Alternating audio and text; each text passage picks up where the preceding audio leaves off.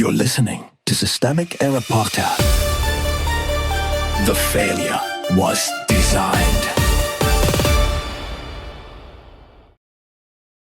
Republicans in control of Congress are quietly sabotaging Trump's signature bill, based on an article by The Conversation. Trump wants a voting rules crisis. Republicans are helping him stage it. The source of the story. The factual core is simple. Trump has made the Save America Act the centerpiece of his second term.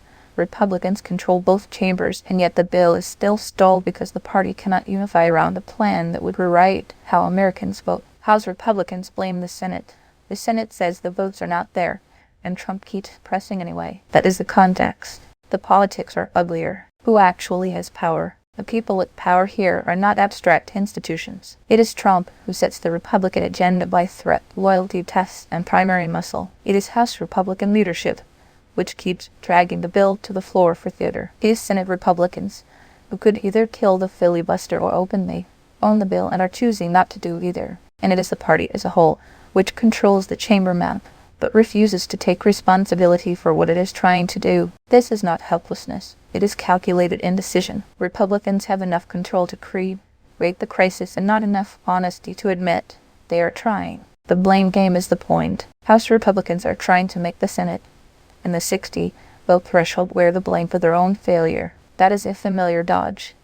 Manufacture pressure, then point at procedure when the pressure exposes the weakness of the underlying bill. But the article makes clear that the real obstacle is not some neutral institutional force. Senate Republicans know the votes are not there. House Republicans know the bill is toxic enough to endanger their own margins. Trump knows it too, which is why he is willing to blow up a bipartisan housing bill and turn the calendar into a hostage situation. The blame gets pushed downward and sideways because nobody wants to own the consequences at the top. What the bill would do: the Save America Act would require more documentation, restrict mail-in registration and ballots, enforce the chaotic rewrite of election administration across all 50 states without funding or serious implementation guidance. The article is blunt about the practical damage: confusion, expense, delays, and new barriers for voters who are already eligible. That is the real purpose of the bill's design. It does not solve a documented fraud problem because the article notes elections are already secure and overwhelmingly free of fraud. It creates friction. It turns ordinary voting into paperwork and travel burdens. It makes the act of participation more annoying,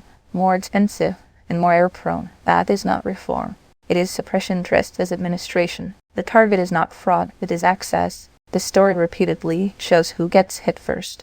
Rural voters, women who change their names after marriage, first-time voters, young voters on campuses, and people who recently moved. The political logic is obvious. The bill is written by people who know these burdens will fall hardest on voters they can afford to lose or deliberately confuse. And that is why the rhetoric around fraud matters. Election integrity is the cover story. The real project is to convert suspicion into procedure and procedure into exclusion. Trump's firing of the bipartisan Election Assistance Commission after the Supreme Court's ruling, along with DOJ efforts over voter rolls and talk of emergency powers, fits the same pattern. Weaken the machinery that makes elections usable, and call the chaos proof that stronger control is needed. Congress is behaving like a coalition, not a legislature. The article treats congressional hesitation as a sign that Republicans are finally representing constituents. That is too generous. Some of the hesitation is certainly self-preservation. Members representing rural districts know their own voters would get caught in the dragnet. Some provisions are popular with MAGA voters,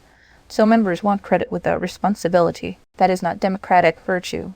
It is a survival strategy inside a radicalized party. What this story really reveals is a party that still serves Trump's agenda, but no longer trusts the bill enough to pass it cleanly. So it hides behind the Senate, behind the filibuster, behind process, behind timing, behind anything except a direct vote on what it is trying to do. A larger pattern. This is how authoritarian politics often works in a nominally democratic system.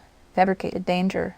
Use the fabrication to justify barriers, and then let procedural sabotage obscure authorship. Trump provides the paranoia. Republican leadership provides the cover. The resulting mess is sold as caution, legality, and concern for integrity. The deeper lesson is not that Congress is broken in the abstract. It is that Republican control is being used to test how much election damage can be introduced while preserving deniability. The party wants the power to narrow access, the cover of legislative process, and the option to blame the Senate when the scheme becomes too obvious. That is not governance. It is managed erosion. You've been listening to Systemic Error. Thanks to Alternet for today's article with the automated voice of Lyric. Thanks for listening.